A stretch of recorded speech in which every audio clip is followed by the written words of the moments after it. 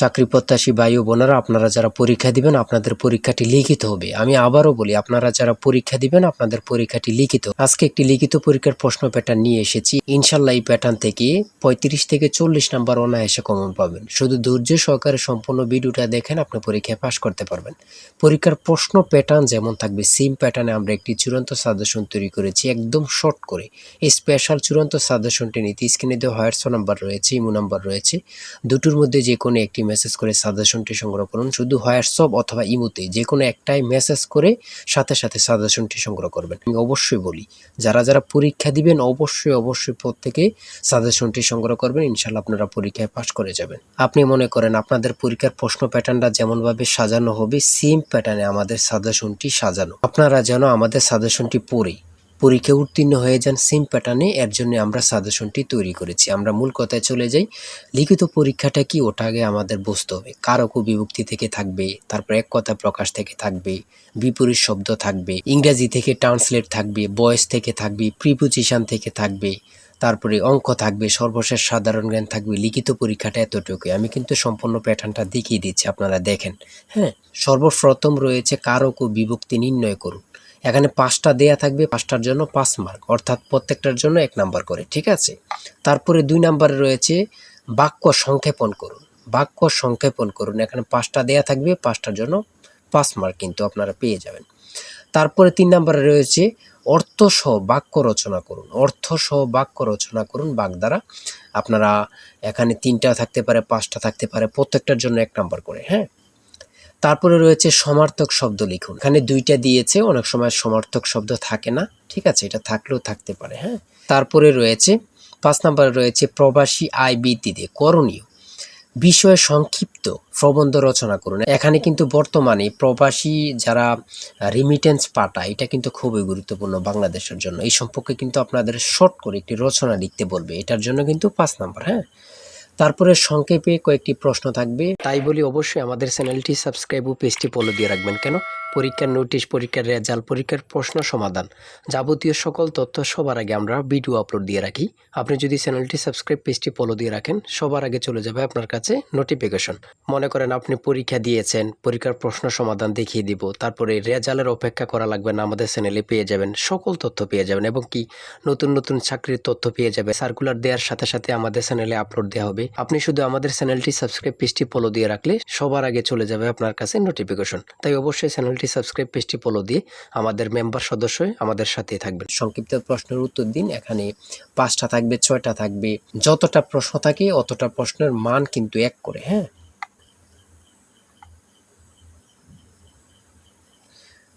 তারপরে 7 নম্বরে কি দেওয়া হয়েছে আমরা দেখি।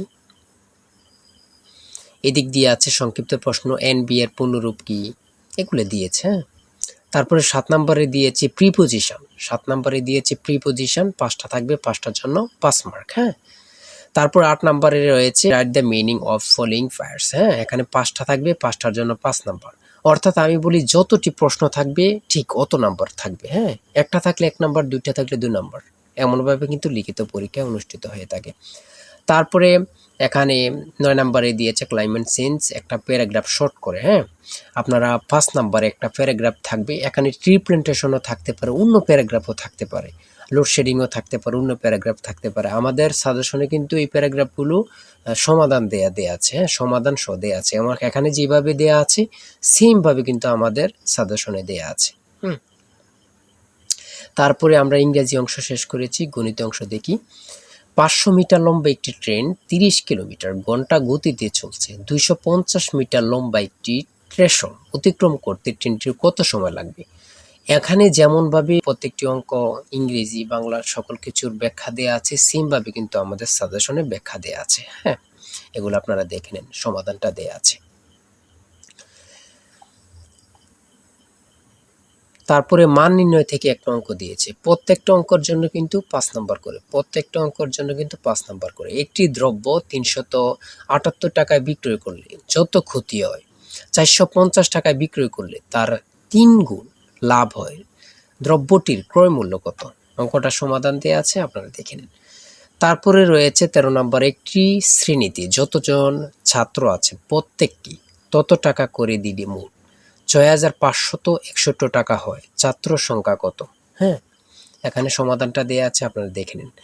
সর্বশেষ সংক্ষিপ্ত প্রশ্ন উত্তর। এখানে পূর্ণরূপ থেকে প্রশ্ন থাকবে, একটা বলেন দুইটা বলেন, প্রশ্ন থাকবে পূর্ণরূপ থেকে।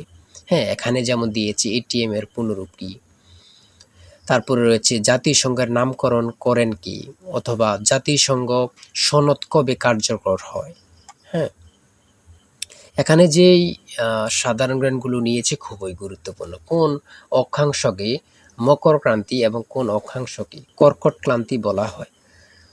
তারপরে রয়েছে 2025-2026 অর্থ বছরের প্রস্তাবিত বাজেট কত। বর্তমানে বাংলাদেশের মানুষের মাথাপিছু আয় কত। খুবই গুরুত্বপূর্ণ একটি প্রশ্ন। আয়তন বাংলাদেশের সবচেয়ে বড় জেলা এবং সবচেয়ে ছোট জেলার নাম লিখুন। খুবই গুরুত্বপূর্ণ। বর্তমানে যে প্রশ্নগুলো আসে সেগুলো নিয়ে কিন্তু আমাদের সাজেশনটি রচিত। তারপরে রয়েছে জাতীয় স্মৃতিসৌধ ও কেন্দ্রীয় শহীদ মিনারের স্থপতি কে। এটা কিন্তু অনেক চাকরির পরীক্ষায় আসে। হ্যাঁ, তারপরে রয়েছে পদ্মা নদী বাংলাদেশে কোন জেলা দিয়ে প্রবেশ করেছে। বাংলাদেশ ও মায়ানমারকে বিভক্তকারী নদীর নাম কি? নাফ নদী। এটা কত পরীক্ষা যে আসছে আল্লাহ ছাড়া কেউ জানে না। বিভক্তকারী নদীর নাম হচ্ছে নাফ নদী। হ্যাঁ, আইসিসি এবং ফিফা এর সদর দপ্তর কোথায়? খুবই গুরুত্বপূর্ণ। 2024 সালে শান্তিতে নোবেল পুরস্কার পেয়েছেন কে? তিনি কোন দেশের নাগরিক?